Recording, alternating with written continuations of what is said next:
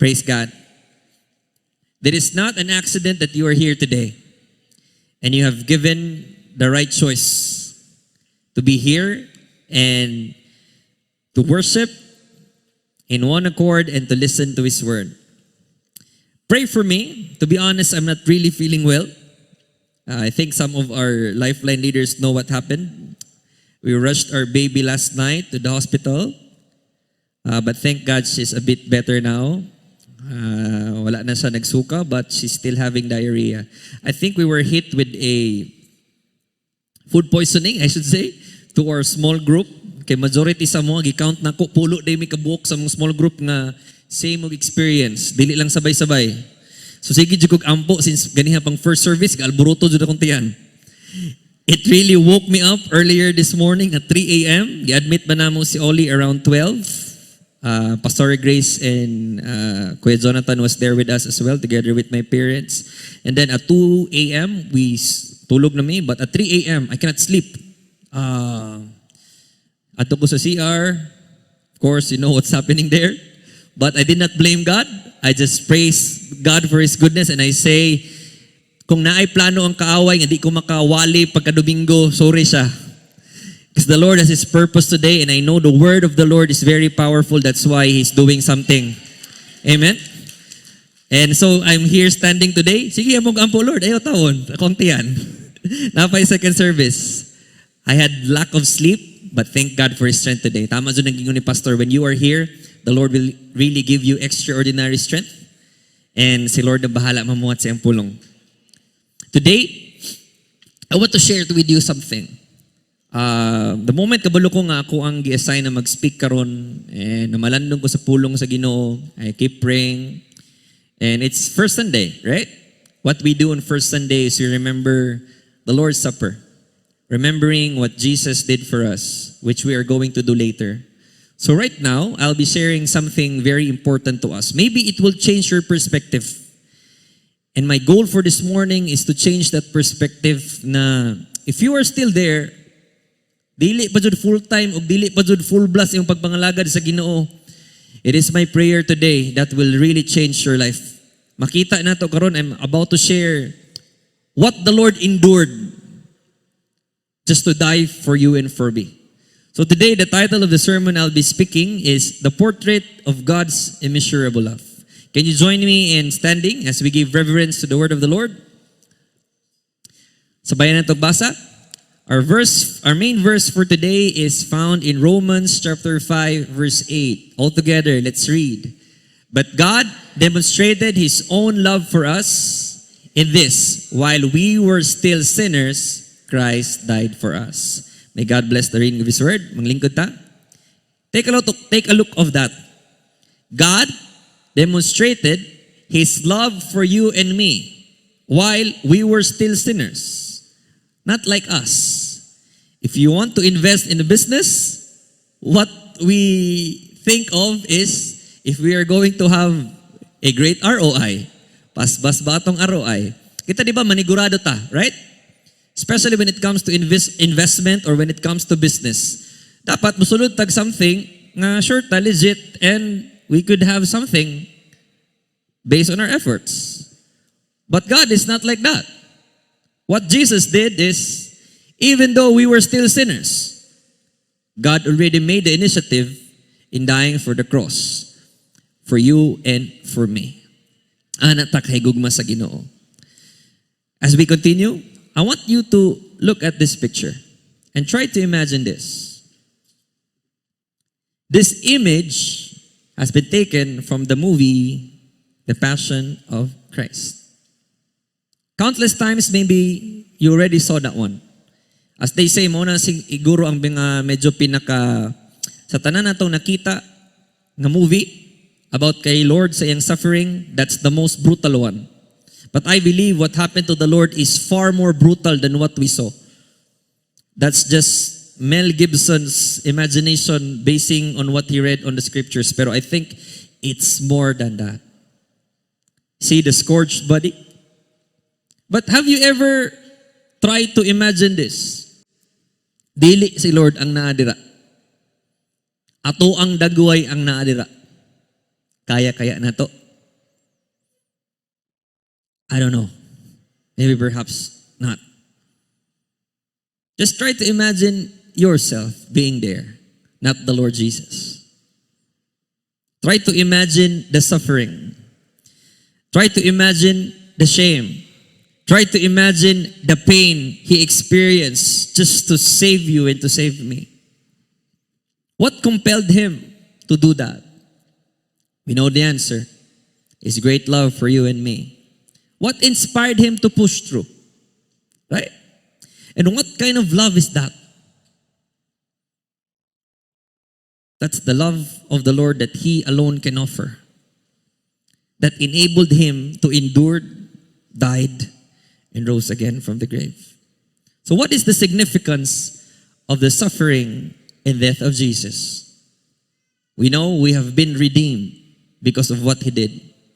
Oftentimes, kasagaran, when we remember the Lord's suffering, what we can see or what we can imagine right away is the picture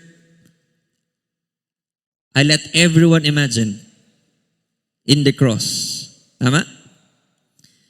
He suffered and died not just for you and for me, but that is not the whole picture itself. In the cross, His suffering is understood as the immeasurable in-depth significance because it encompassed not just the physical, the emotional, but the spiritual agony gagiagian sa Ginoo. He all endured voluntarily out of His love for you and for me. Today, we will explore what Jesus experienced on a physical standpoint. He suffered physically, He suffered emotionally, and the Lord suffered spiritually para sa imo, para sa kuha. I want you to imagine nga dili na to imaginon ang ihalang suffering sa cross itself. It's far more beyond that. Let's view it on the physical, emotional, and spiritual view. Why He endured everything. And my goal and our goal afterwards, as I said, is dili na parehi atong pagtanaw sa sakripisyo nga gibuhat ni Lord para sa imong, para sa ako. So it's a challenge for us. Kung nangalagad ka sa Ginoo karon nga di pa jud tinud-anay, may what we are going to learn today compelled you, change your heart to fully give your life for the Lord. Amen? Para we can have that true passion and become real disciples of Jesus, like the saints who is willing to die for the sake of the gospel. Are we all ready to learn it? Let's go. Number 1, the effects of the physical suffering. Let's go first with the physical suffering before we go on to the emotional and the spiritual suffering that the Lord experienced. Number 1, psychological stress began before the cross. The psychological stress of Jesus began before the cross. There is a severe emotional and psychological stress that happened. As we all know, in the Garden of Gethsemane, Jesus experienced intense emotional distress. We can remember this when Jesus was with His disciples in the garden praying, and Matthew and Luke has a record for that. Join me as we read this one. First, in Matthew 26, verse 36. Then Jesus went with His disciples to a place called Gethsemane. And He said to them, "Sit here while I go over there and pray." He took Peter and the 2 sons of Zebedee along with Him, and He began to be sorrowful and troubled. Then He said to them, "My soul is overwhelmed with sorrow to the point of death." Wala pa ang cross. Ang ana ng gibati ni Jesus. And also, Luke chapter 22, verse 42 to 44. Kani atong ma-remember sa Garden of Gethsemane. Iyon si Lord, "Father, if you are willing, please take this cup of suffering away from me." Knowing Jesus knew what will happen to Him after that. Yet, what the Lord did, He said, "Yet, I want your will to be done, not mine." Then the angel of heaven appeared and strengthened Him. He prayed, more fervently, and he was in such agony that his sweat fell to the ground like drops of blood. That's the first physical suffering that Jesus did. Because of his great anguish, the Lord started to cry in tears, and even ang iyahang singot is turned to blood. Do you want a medical background regarding to that? Kudos sa mga nurses o nasa medical field na diri. If you want a proof, there is such thing as that. And we call that one as hematidrosis. This is an extreme, rare, benign condition where the blood and sweat are secreted in the skin. Try to imagine that. Usually triggered by intense fear, stress, or severe anxiety. Knowing Jesus, what he's going to suffer, this is what happened to him. Jesus is 100% God and 100% human, right? He experienced this. It occurs when the capillary blood vessels feeding the sweat glands rupture, often on the face, forehead, and mucosa. Wa pa ko'y nakita sukad ani. Ito nag-duty pa ko. But this is possible. And Jesus experienced that. Wala pa'y cross. That is the thing that happened to him. This would have left his skin fragile and his body already weakened. Diya pa lang a point. Yung ana na daan ang gisuffer ni Lord before any physical punishment began. This reminds us that Jesus did not only suffer physically, he entered into deep human anguish. Wala pa ko'y nahibalan or nailhan or nakita in person ng ani kagrabe ihang stress gyagi. Jesus, on the record, experienced that one. And then, the second thing happened. This one. The scourging. Let's move on to letter B. Whipping his entire body. We can see that one in Romans chapter 19 or John chapter 1 verse 9. But we know the story, right? Then Pilate took Jesus and had him flogged. I want you to look at this picture to have a pure glimpse of this. That is a flagrum or a flagellum. This is a Roman multi-tailed whip or scourge designed to severe punishment, often used to bring victims to the brink of death. So, ang gamit ani nga weapon, dili patson ang victim. Pasilutan to the point nga hapit lang mamatay. It featured a handle with 3 or more leather thongs, reinforced with nuts, imagine that, metal balls, spikes, or bones. It was notoriously used in scourging Jesus. Others say they have one this called as the cat of 9 tails whip of the Romans. Kanang picture nga makita nato, that is the exact replica of a Roman flagrum. Naigi focus dira tan-awan ng tumoy ano. Kinsa may di gisi ang panit ana. If you're really curious kung unsa ang effect ana sa body, try to find Pastor Jason pud iyang pangalan. You can find it in YouTube. Nasa experiment gibuhat. Namalit siya ana. By the way, kung gusto mo mamalit, mapalit niyo na sa Amazon. Pero I don't know if it's available in the Philippines. It could be shipped here. But maybe in US, you could buy one. What he did is this. Na-experiment siya, gigamit niya ang cardboard. Asay mas gahi, which is far more brittle. Cardboard or human skin? Human skin. Wala dyan, luoy dyan kayong cardboard. It pierced through it. And just try to imagine, there's one, actually I look at the Passion of Christ again yesterday. Just to have that, while naga-review ko ba, just try, there's a clip there nga langkat jud ang panit ni Jesus. Just try to imagine that one.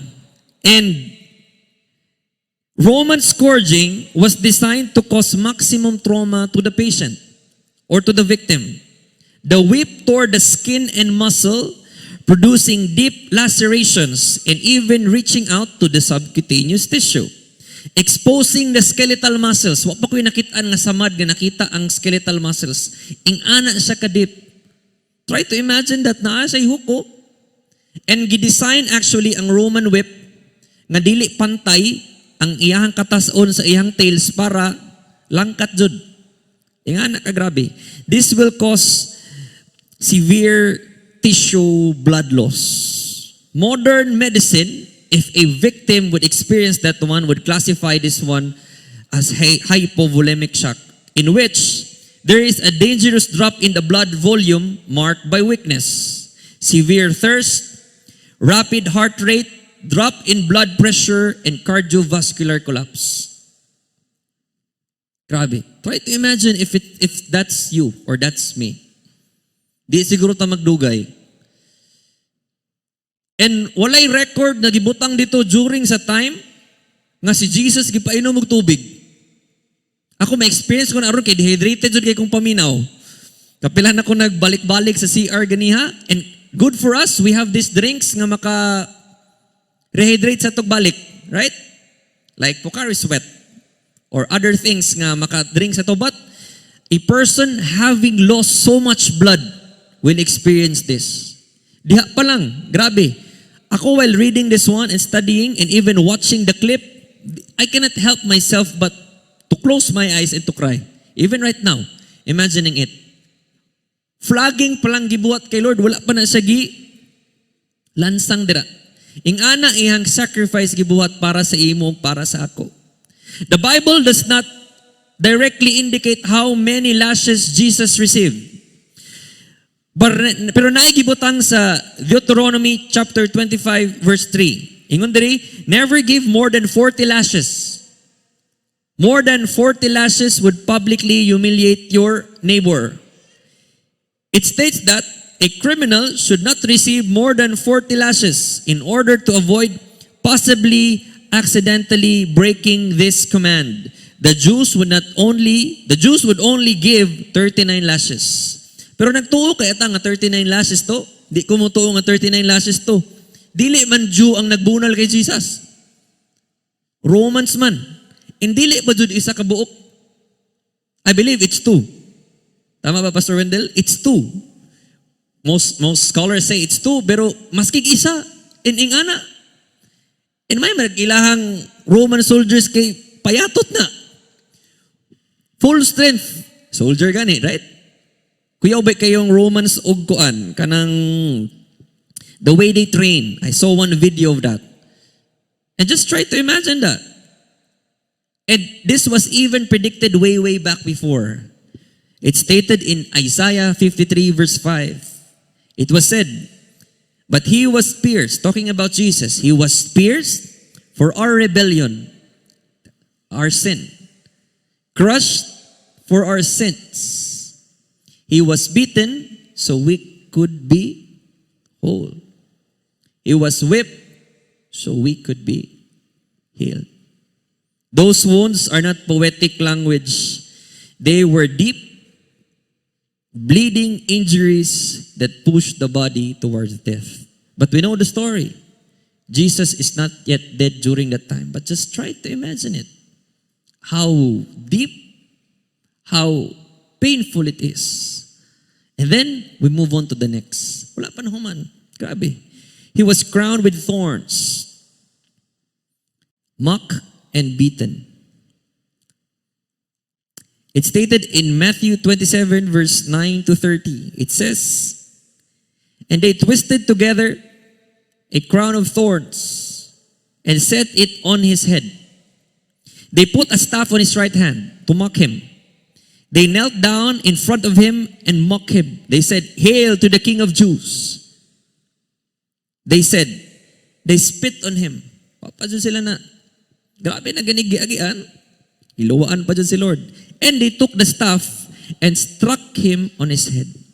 Matthew chapter 27, verse 29 to 30. But I want you to look at this picture. At first, it changed my perspective about the crown of thorns until I saw this video. Let's watch. These are Bethlehem thorns. This is the crown of thorns. This is the helmet of thorns. This was not a wreath, Tucker. This was not like a sweatband you wore around your forehead. They fashioned this diabolical crown of thorns, these Bethlehem thorns, that when they dry, they're as sharp as nails. You can feel that. I mean, it pricks your finger right to the touch. And they ram this on Jesus's head. And I want you to let this set in, because there's 50 puncture wounds on the head, both the forehead, the top, and the back of the head of the crucified man of the shroud. 50 puncture marks. And so you can imagine. And that's all detectable on the shroud? Right on the shroud. You can see the back of the head, all of the blood pooling in the back of the head from this crown of thorns being rammed on his head. So Jesus has 700 scourge marks, and then they slam this on his head. And this is where Pilate brings Jesus before the Jewish mob. And this is where we hear in the Latin, ecce homo, behold the man, Pilate says. And he's bloodied. How does he even stand? We don't know. His love compelled him to stay standing on our behalf. And this is the point. Imagine seeing a man in this state. He will very quickly be dead. And it's not enough for the crowd. They begin to yell, crucify him, crucify him, crucify him. Laying his life for you and for me. And mind you, our head is very vascular. It would have wounds bleed profusely. Working before on emergency room, I've seen a lot of vehicular accidents, and I can remember the smell of the blood and kanang magpilit ang dugo sa hair moving towards the face. It's a horrible scene. But try to imagine this one. Jesus already being scourged, whipped, body broken. And then, gibutangan pa jud ani sa ulo. That punctured wounds would cause excessive bleeding, intense pain due to the nerve supply daghan kay sa atong ulo. And that adds up to the cumulative blood loss and the shock that Jesus experienced. I could remember that one. I have bougainvillea or bumbil sa balay. And kung asa nakapark ang sakyanan, wala na ko nakat, dako man siya. Every time I go there, walay adlaw nga dili ko matunok. And just try to imagine that. Ang bumbil nga dako, ang iyahang tunok is around 0.5 or half inches. The Bethlehem thorns is described as 3 inches.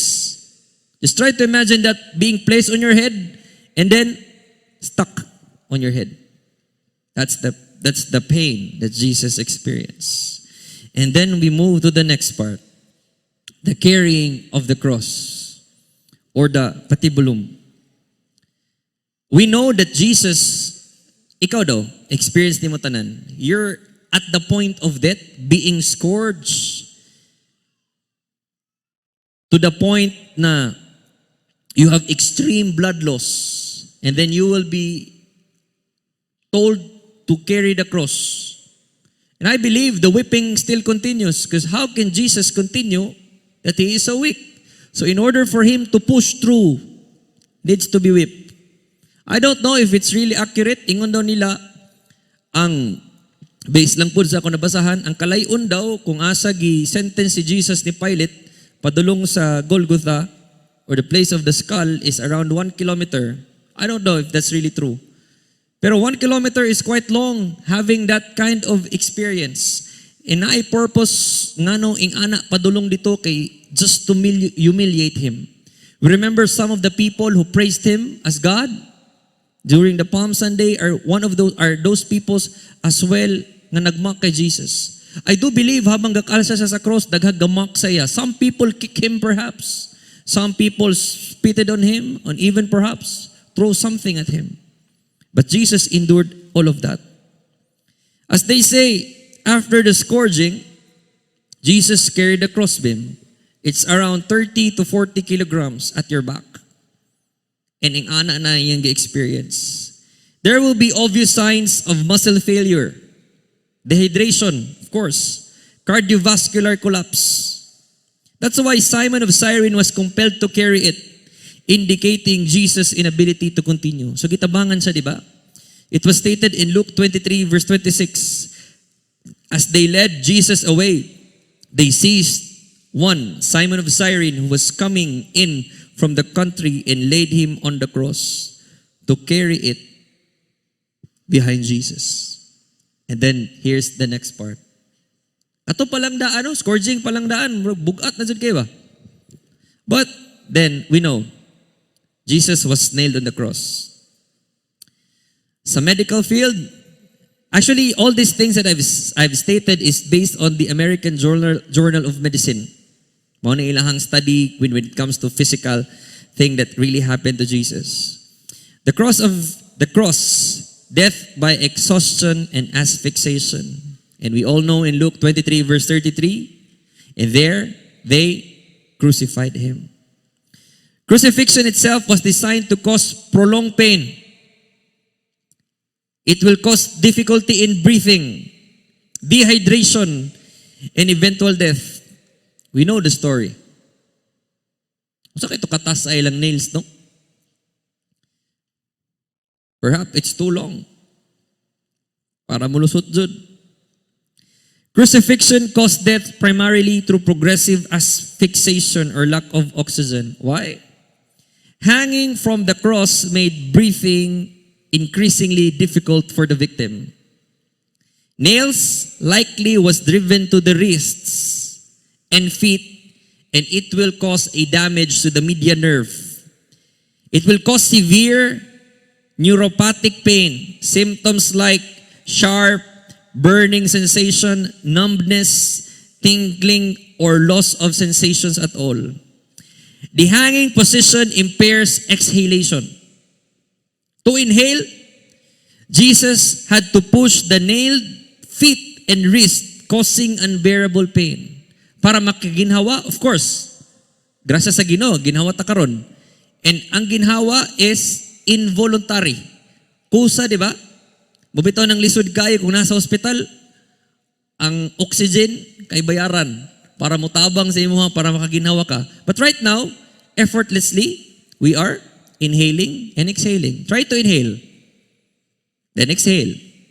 But just try to imagine the situation of Jesus. In order to inhale, kailangan itulak ni Lord ang iyahang nails nga nakaumbok na daan sa lansang pati iyahang kamot para makaginhawa siya. And then, balik na po siya paubos. Only to slowly sink back down. It will cause extreme pain and leads to rapid fatigue or exhaustion. As exhaustion over time, the oxygen levels will fall or will fail. Carbon dioxide rose, the breathing becomes shallow, hinay-hinay, wad-an og, ginhawa ang pasyente. Respiratory acidosis, in which the body will enter to a heart causing unstable beating, and the involuntary muscle contractions and spasms will happen. With the combined effects, massive blood loss, dehydration, and pain-induced response, it will result to organ failure. Munang giagian ni Lord, cardiac instability, and loss of consciousness until the patient will die. We're not talking to one patient here, we're talking about Jesus. Ing ana ang physical pain na giagian ni Lord para luwason ta. This fulfills what is written in Psalm 22 verse 14 to 15. Ingon si Lord, my life is poured out like water, and all my bones are out of joint. My heart is like wax melting within me. My strength has dried up like sun-baked clay. My tongue sticks to the roof of my mouth. You have laid me in the dust and left me for dead. Jesus' suffering was deliberate. At the same time, it was prolonged and it was relentless. And finally, the moment Jesus died, blood and water. This is the medical confirmation of death. If you could remember the gospel, those two prisoners right beside Jesus, gibali ang lahang tuho, di ba? Just to be sure that he's dead. But Jesus is already dead. Pero one Roman soldier said, Para sigurado nga patay jud siya, itusok ang spear sa iyang kilid. And the moment when the spear is being pierced sa kilid ni Jesus, blood and water flowed. What is that? To be unsay pasabot ana when it comes sa medical field. It is stated in John 19 verse 34, one of the soldiers pierced Jesus' side with a spear, bringing a sudden flow of blood and water.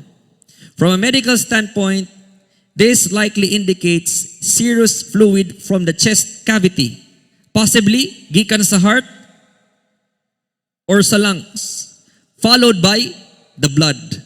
Evidenced by fatal chest trauma, it confirms that Jesus was already dead. We can confirm this as what John has stated in John chapter 9.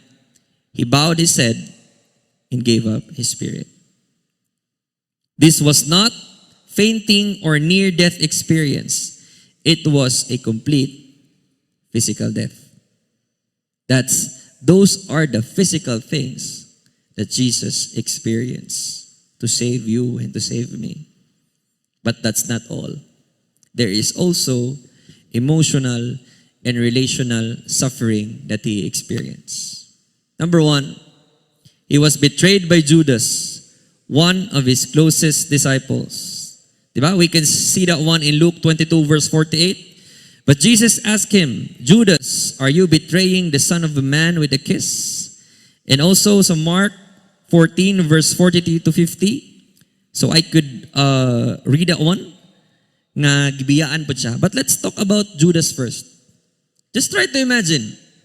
Na kay friend, suod kay nimo nga gibitray ka. Sa first service na yung mga nag-smile ko na day po na, no? Gibitray ka sa imong friend ba?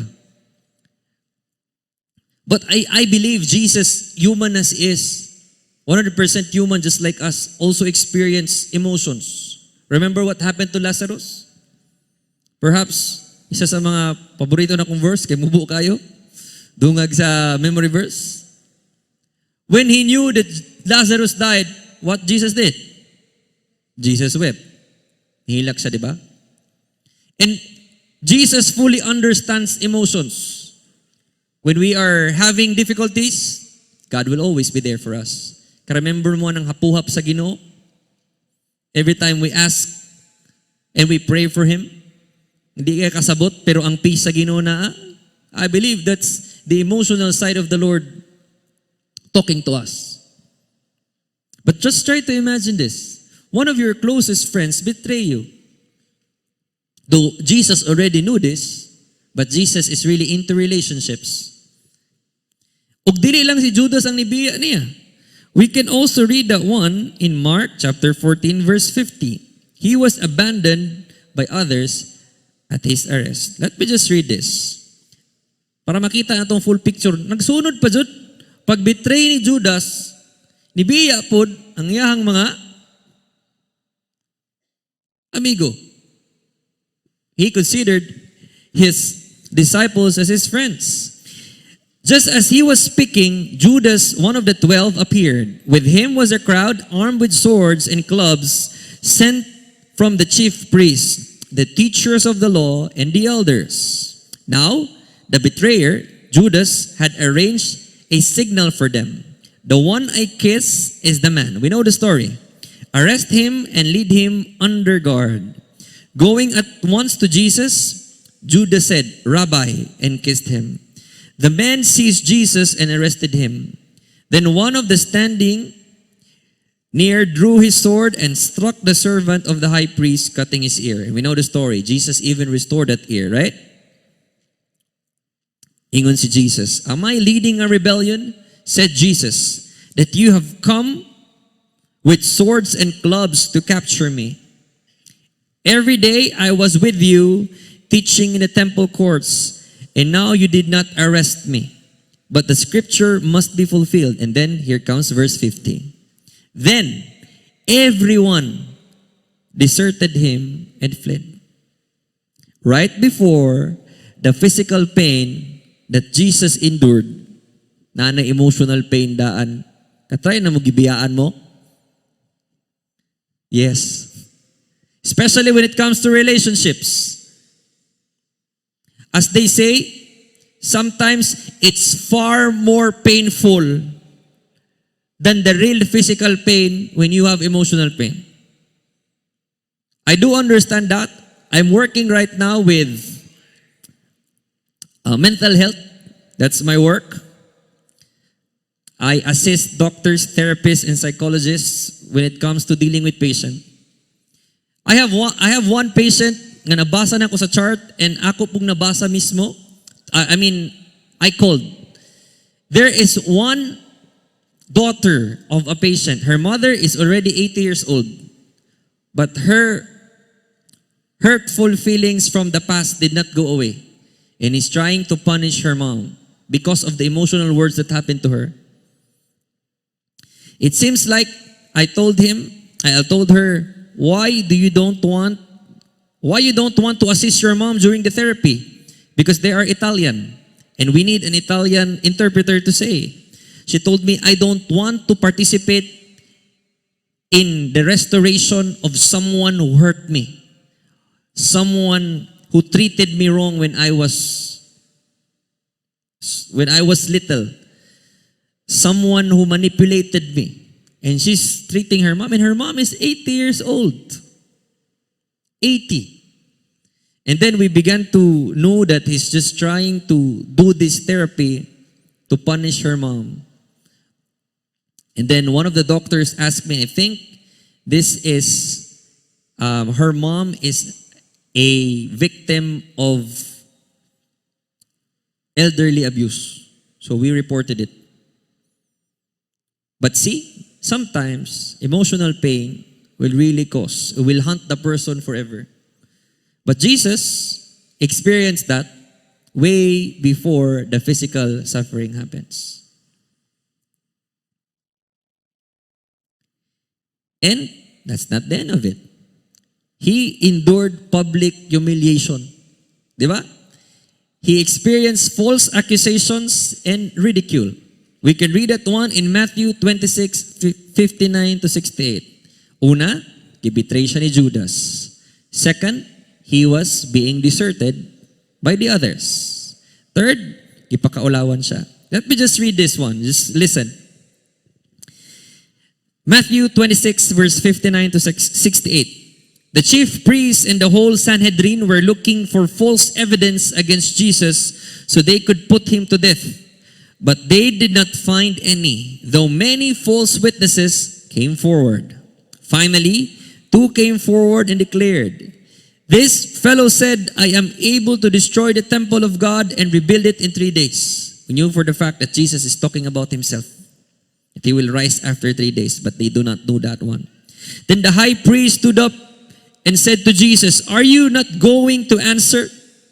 What is this testimony that these men are bringing against you?" But Jesus remained silent. The high priest said to him, "I charge you under oath by the living God. Tell us you are the Messiah, the Son of God." Jesus said, "You have said so.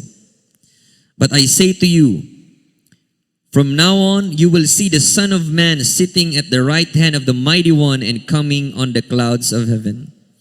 Then the high priest tore his clothes. Ayan kalagot. "He has spoken blasphemy. Why do you need any more witnesses? Look, now you have heard the blasphemy. What do you think? He is worthy of death." They answered. And what they did? They spit on his face. Katistig na magiluwaan mas nawang. Wala pa. Uban sa basketball, ginabuhat na. Di kabalos ang bantay. Luwaan ang nawong niya. Dipinsa dayon, di na mabalik sa mga duol. Di ba?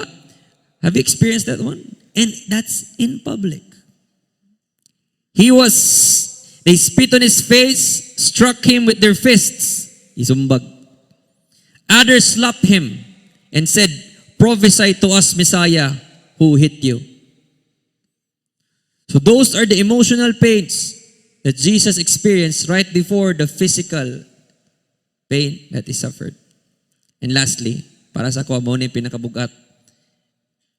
And this is the part that pasalamat ta sa gugma sa Ginoo sa tuwa. The spiritual suffering. Jesus bore the weight of humanity's sin. Our sins, something we understand as the separation from the Father. God made him. Let's read 2 Corinthians chapter 5 verse 21. Basagod ni Godo. God made him who had no sin to be a sin offering for us, so that in him we might become the righteousness of God. Literally, we are being born and our parents will be so happy for us, right? And then we have our desires in life. As a parent, we want our kids to finish studies and have their successful families of their own. But Jesus came to live and just to die for you and for me. Because that is the only way for us to be saved. Can you see the whole picture now? At first, we might just think the physical suffering. But how about the emotional and the spiritual suffering that Jesus experienced? And we could see this one the moment Jesus said this, when he bore all our sins. About 3 in the afternoon, Jesus cried out in a loud voice. He said, Eli, Eli, lema sabachthani, which means, my God, why have you forsaken me? Jesus, in his cry, my God, what have you forsaken me, reflects his profound spiritual anguish he experienced. Because he took all the shame, he took all the pain, and especially all our sins in our behalf. Just try to imagine this. Ing anim ni guro ni sa Middle East, but I don't think if they still practice this one. I don't know if I could remember it right word for word. There's a place in Middle East in which kung masakpan ka that you steal or you stole something, your hand will be cut off. There is. But just try to imagine this. Ikaw, kita nangawat jud ta. And the evidence really points to us that we are the one who stole. Na CCTV. And naanata sa judge, and the judge is about to execute the verdict to cut your hand. And then suddenly one of your friends ran towards the judge and said, no, don't cut his hand. I'll offer my hand instead of his hand. That's true love. What Jesus said in his word. Ningon si Lord sa word niya, true love, when he's willing to die in behalf of his friends. Ang butog na abot ay amigo ngay nga na. Namoy na ilhan? Willing magpaputol sa iyang kamot para sa imo?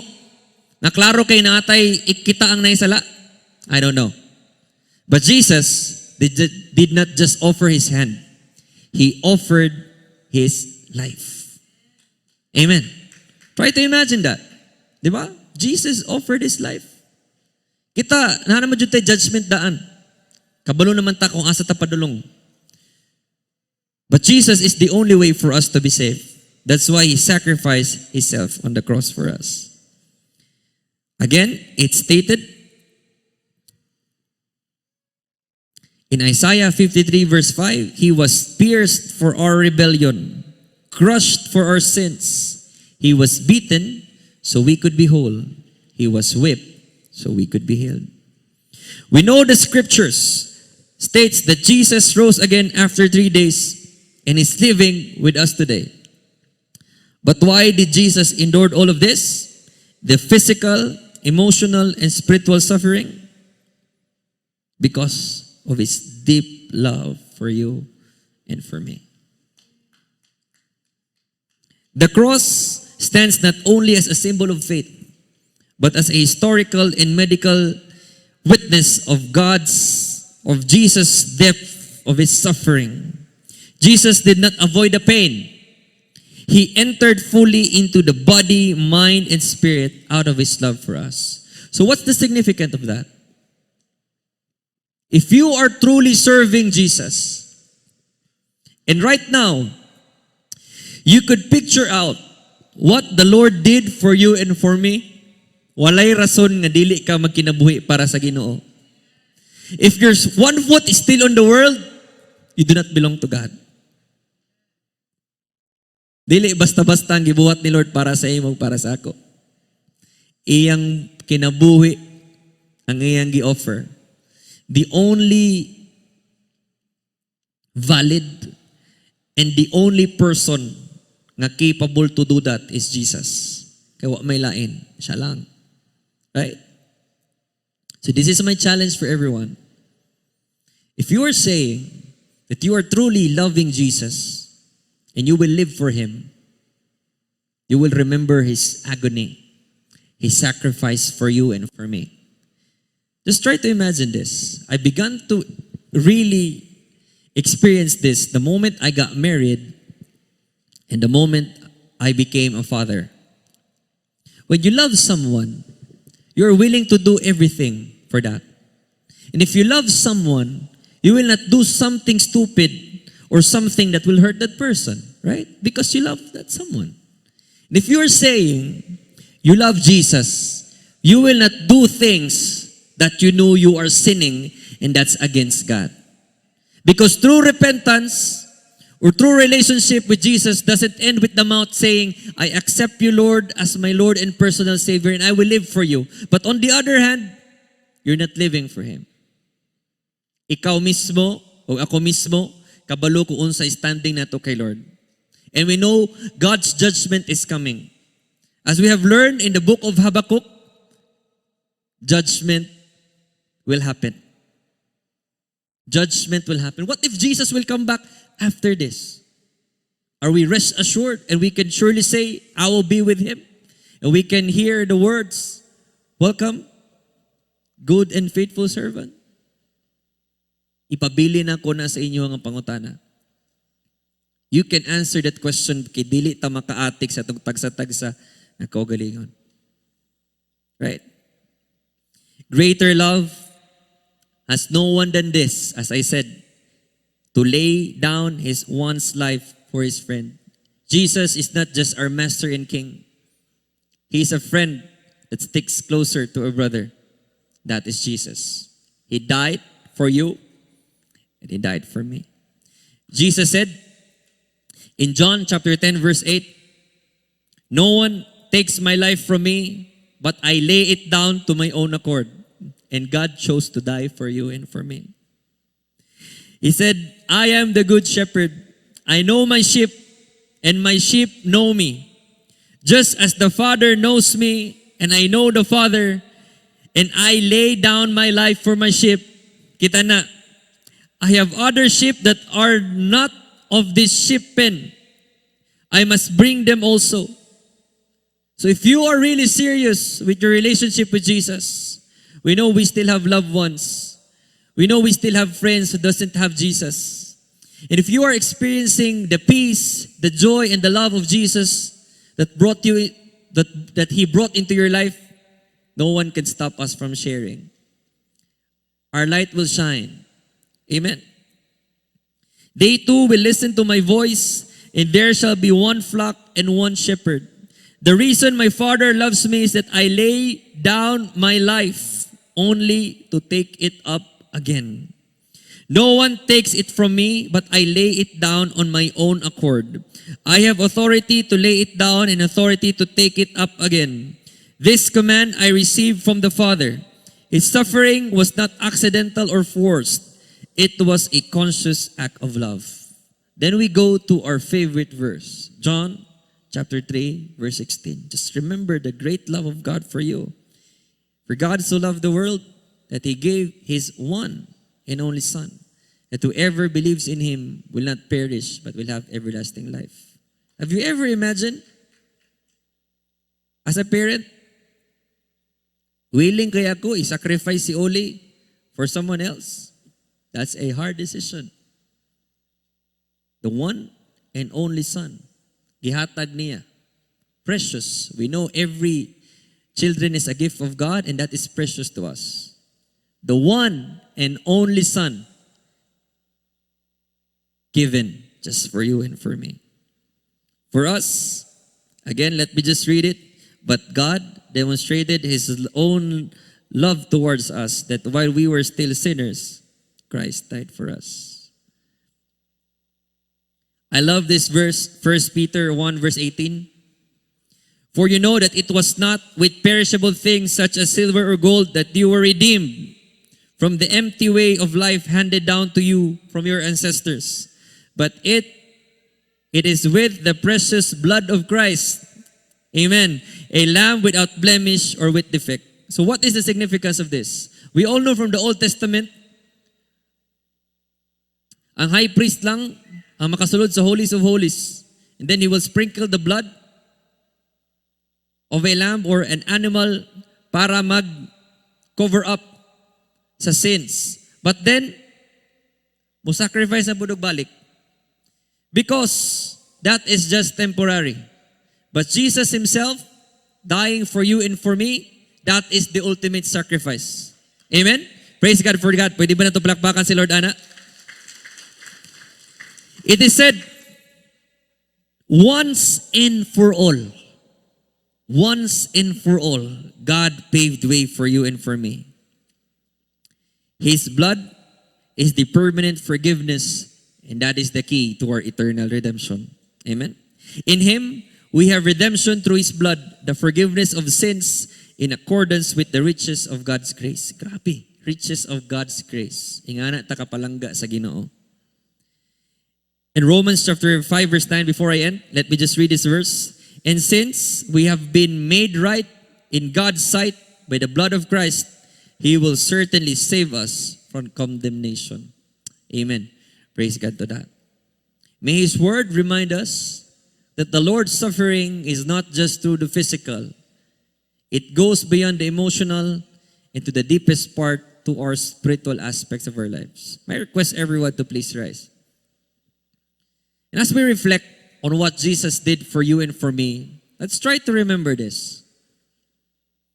If you are still here and you know the standing of your life, unsa ang imong status, imong pagpangalagad sa Ginoo karon? I don't know you. I don't know everyone. Maybe perhaps with the faces. But we cannot fake out our relationship with the Lord. Kabalo si Lord kung kinsa ta, kabalo ta unsa ta kay Lord. If you're not yet sure with your standing with the Lord today, the moment that you are here today simply speaks, God loves you. Amen? Countless times, God is a God of many chances. The moment we open our eyes, we freely breathe, it's a testament of His grace for us. Pero karon ang moment na gihatag sa Ginoo to reflect on your own life, to reflect on our own lives. If we really live for Him or not. If you're not yet sure with your relationship with Jesus, now is the perfect time to redeem that. Our Redeemer lives. Remember His sacrifices for you. His body, the emotional pain He experienced, and the spiritual anguish that He experienced, the wrath of God, because ang makita ni God the Father is the sin of mankind at His back. But that is the only way for you and for me to be healed. For us to be redeemed.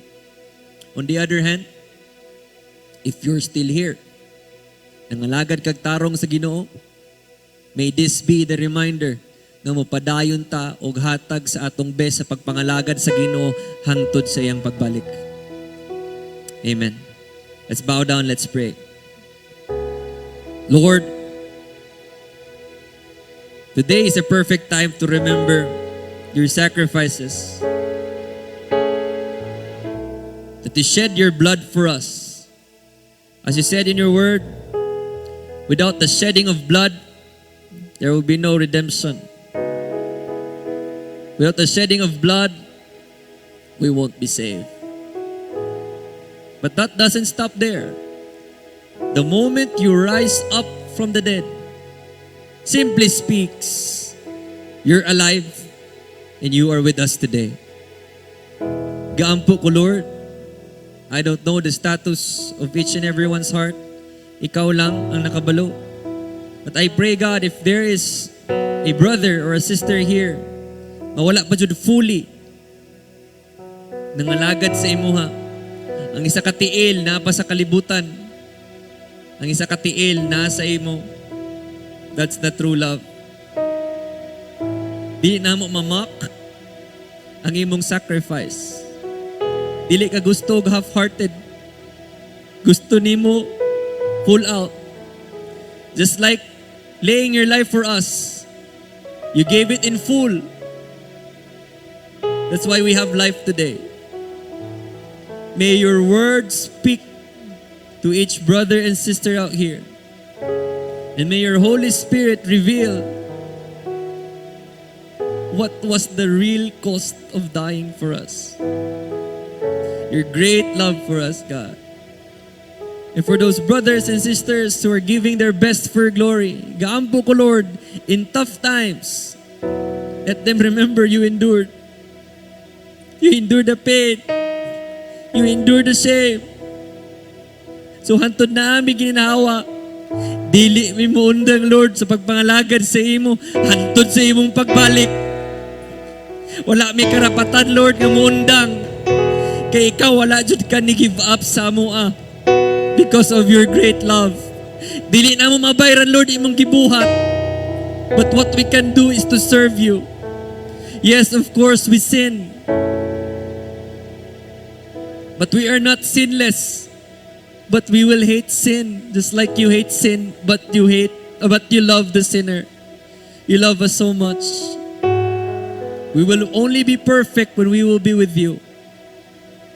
So I pray, God, through your Holy Spirit, continue to speak to us every day.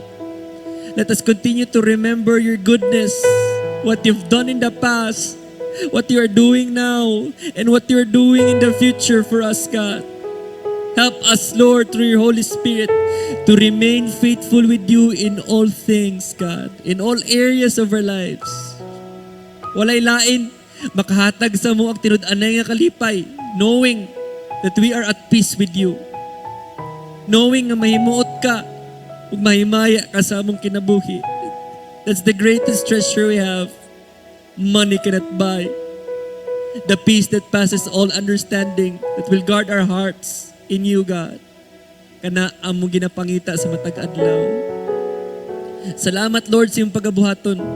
And I pray, God, nga dili mi mo gawas diri sa church, Lord, nga wala na bago among perspective kung unsa ang sakripisyo na gibuhat nimo sa amo. Because we can never pay you for it, God.